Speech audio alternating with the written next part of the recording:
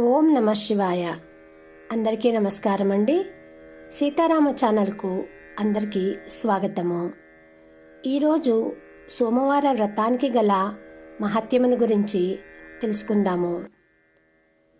వశిష్ఠ మహామర్షి కార్తీక సోమవార వ్రత మహత్యాన్ని జనకునకు ఈ విధముగా వివరిస్తాడు.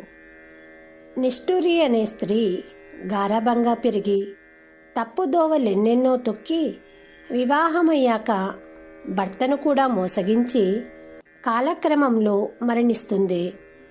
మరుసటి జన్మలో సునకమై పుట్టిన ఆమె ఒక వేద బ్రాహ్మణుడు కార్తీక మాసంలో తన ఇంట ఉంచిన బలి అన్నాన్ని తినడంతో పూర్వజన్మ స్మృతి పొంది తనను రక్షించమని బ్రాహ్మణుని వేడుకుంటుంది.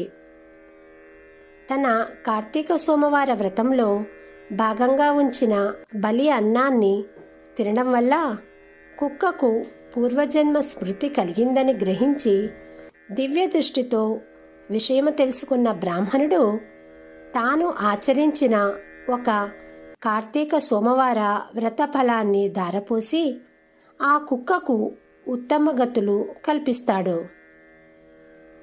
ఇదండి సోమవార వ్రతానికి గల మహత్యము. సోమవార వ్రతాన్ని ఆచరించువారు నమ్మక చమక సహితముగా శివాభిషేకము చేస్తారు. హరహర మహాదేవ, శంభో శంకర.